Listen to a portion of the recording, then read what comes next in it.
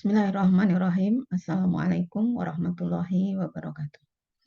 Alhamdulillah, alhamdulillahilladzi arsala rasulahu bil huda wa dinil haq liyudhhirahu 'ala dini kullih wa kafa billahi syahida.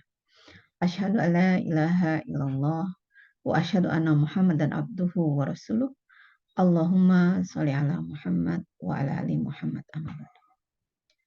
Ibu-ibu yang saya cintai, alhamdulillah hari ini kita berjumpa kembali dalam kajian Tarbiyatul Aulad fil Islam sesi yang ke-26.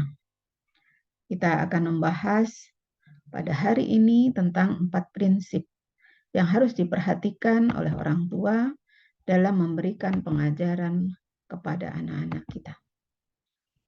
Nah, apa saja 4 prinsip itu? Saya pernah menyampaikan di pertemuan sebelumnya. Namun pada saat ini kita akan membahas secara terperinci satu persatu. Yaitu yang pertama, al-muhafadzah, memelihara fitrah anak kita. Ya. Tentang memelihara fitrah anak kita juga sudah membahas secara sekilas. Bahwa semua anak-anak kita lahir dalam keadaan fitrah. Fitrah suci, beriman kepada Allah Subhanahu wa Ta'ala. Fitrah suci, lahir tanpa dosa dan kesalahan. Bahwa Rasulullah Shallallahu Alaihi Wasallam bersabda, setiap anak dilahirkan dalam keadaan suci, ya, kullu mauludin yuladu alal fitrah, maka kedua orang tuanya lah yang menjadikan ia Yahudi, Nasrani atau Majusi. Fa'abawahu yuhawidanihi aw yunasiranihi aw yumajisanihi.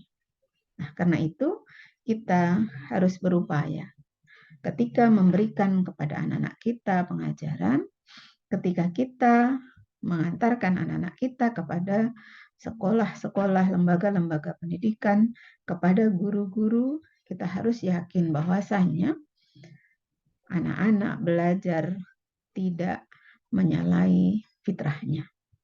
Pelajaran yang akan diperoleh oleh anak-anak kita itu dalam rangka memelihara fitrah anak-anak kita. Nah, ada 2 ilmu yang perlu kita ajarkan, yang perlu kita bekalkan untuk anak-anak kita. Yang pertama adalah ilmu yang wajib dimiliki anak. Apa saja itu? Ya, ilmu yang wajib dimiliki anak yang pertama adalah ilmu tentang pokok-pokok keimanan yang terdiri dari rukun iman. Tentang iman kepada Allah Subhanahu wa Ta'ala, tentang iman kepada para malaikat, iman kepada kitab-kitab, iman kepada Rasul, iman kepada hari akhir, dan iman kepada takdir-takdir Allah Subhanahu wa Ta'ala. Ilmu yang kedua adalah ilmu tentang syariat-syariat Islam. Ya, tentang rukun Islam. Bagaimana anak membaca syahadat, mengenal syahadatain, ya. Asyhadu alla ilaha illallah wa asyhadu anna Muhammadar Rasulullah. Bagaimana anak bisa melakukan sholat, ya. Mengajarkan anak-anak sholat sebelum usia 7 tahun. Lalu memerintahkan dia mulai sholat di usia 7 tahun. Dan memberikan sanksi apabila di 10 tahun anak-anak belum melakukan sholat. Memberitahukan kepada anak-anak kita tentang zakat. Mengajarkan kepada anak-anak kita untuk berpuasa di bulan Ramadan. Mengenalkan anak-anak kita tentang haji. Ilmu yang ketiga adalah ilmu tentang hal-hal yang diharamkan Allah dan Rasul-Nya. Anak-anak harus mengetahui apa saja yang diharamkan oleh Allah dan Rasul-Nya. Karena di samping ilmu-ilmu yang harus diketahui, ya, rukun-rukun ibadah yang harus dilaksanakan oleh anak-anak, anak-anak harus menghindarkan dari hal-hal yang haram. Apa saja yang diharamkan oleh Allah dan Rasul-Nya, Allah berfirman dalam surat Al-A'raf ayat 33, A'udzu billahi minasyaitonir rajim. Qul innama harrama rabbiyal fawahish ma dhahara minha wa ma batan wal isma wal baghya bighairi haqq wa an tusriku billahi ma lam yunazzil bihi sultana wa an taqulu 'alallahi ma la ta'lamun. Ya. Katakanlah Tuhanku hanya mengharamkan perbuatan yang kecil. Jadi anak-anak kita beritahukan perbuatan-perbuatan yang tidak boleh dilakukan. Anak-anak kita kondisikan supaya senantiasa dia berbuat baik, melakukan hal-hal yang baik saja. Ya. Kemudian perbuatan dosa. Anak-anak harus dilatih untuk menghindari perbuatan-perbuatan dosa. Perbuatan-perbuatan yang merupakan perbuatan melanggar hak manusia tanpa alasan yang benar. Lalu Allah juga mengharamkan mempersekutukan Allah dengan sesuatu yang Allah tidak menurunkan hujjah untuk itu dan mengharamkan mengada-adakan terhadap Allah apa yang tidak kamu ketahui. Nah, kita belajar dari Luqmanul Hakim yang menasihati putranya, ya bunaya la tusrik billah, inna syirka la dzulmun adzim. Ya. Jadi kita kenalkan kepada anak-anak hal-hal yang diharamkan oleh Allah dan Rasul-Nya supaya mereka menghindarinya, supaya mereka tidak melakukannya.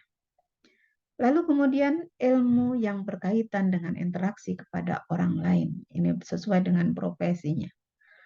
Kalau ketika masih usia anak-anak, tentu sesuai dengan kecenderungan anak-anak kita. Anak-anak kita ini nantinya akan menjadi apa? Kita ajarkan kepada anak bagaimana berinteraksi dengan orang lain. Nanti kita akan bahas lebih mendalam di pendidikan sosial untuk anak-anak kita.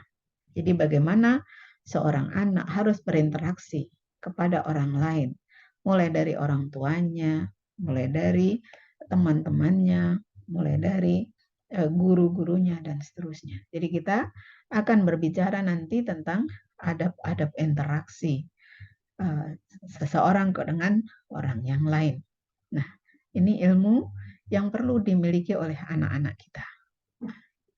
Yang kedua, menghindarkan anak dari ilmu yang tidak bermanfaat. Pertanyaannya, apakah ada ilmu yang tidak bermanfaat? Ada. Ya, ada. Banyak sekali ilmu-ilmu pengetahuan yang dipelajari, yang dipraktekkan, tapi sesungguhnya manfaatnya lebih kecil daripada mudaratnya. Seperti apa misalnya?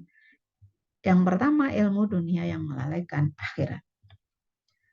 Anak-anak selalu kita kondisikan supaya dia tidak pernah melalaikan akhiratnya.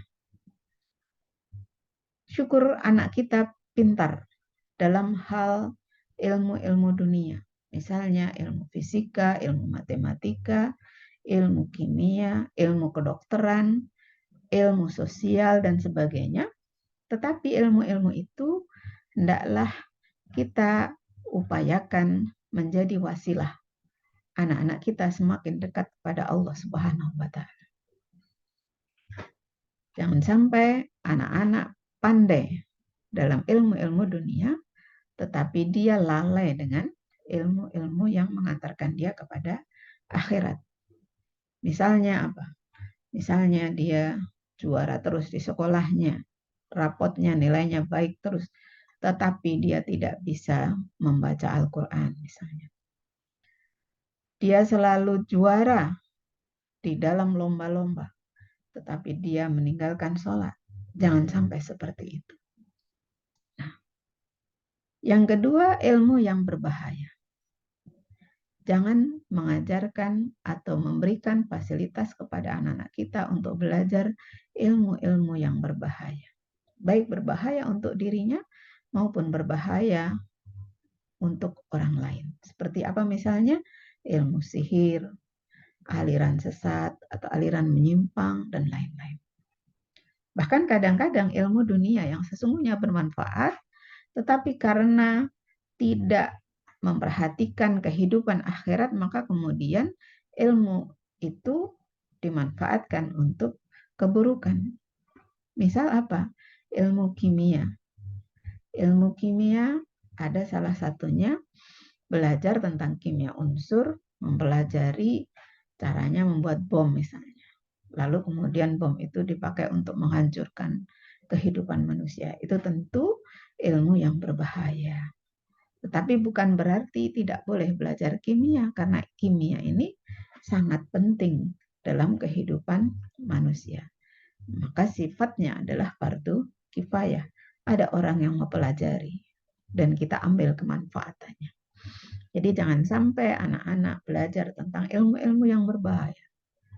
Ilmu yang berbahaya untuk dirinya, ilmu yang berbahaya untuk orang lain. Yang ketiga, ilmu yang tidak diamalkan. Ada orang-orang yang belajar agama, belajar hukum-hukum Islam. Dia tahu, tetapi kemudian tidak diamalkan. Hafal hadis, tetapi tidak diamalkan dalam kehidupan sehari-hari. Ya, hafal Al-Quran, tetapi hanya untuk bangga-banggaan. Nah ini kita harus ingatkan kepada anak kita untuk menghindarkan diri dari ilmu-ilmu yang tidak bermanfaat. Nah, Rasulullah Shallallahu Alaihi Wasallam mengajarkan doa, ya, untuk meminta ilmu yang bermanfaat dan mohon perlindungan dari ilmu yang tidak bermanfaat. Ini saya tuliskan dua doa ya, yang mirip ya. Allahumma inni as'aluka ilman nafi'ah wa rizqan thayyiba wa amalan mutaqabbala. Ya Allah, aku memohon padamu ilmu yang bermanfaat, rizki yang thayyib, dan amal yang diterima. Ya. Jadi kita meminta kepada Allah Subhanahu wa Ta'ala tentang ilmu yang bermanfaat, juga rizki yang baik, dan amal yang diterima. Doa yang berikutnya, Allahumma inni a'udzubika min ilmin la yanfa, wa min qalbin la yahsya, wa min nafsin la tashba, wa min du'ain la yusma. Ya Allah, aku berlindung kepadamu dari ilmu yang tidak bermanfaat, dari hati yang tidak khusyuk, dari jiwa yang tidak merasa puas, dan dari doa yang tidak didengar atau tidak dikabulkan.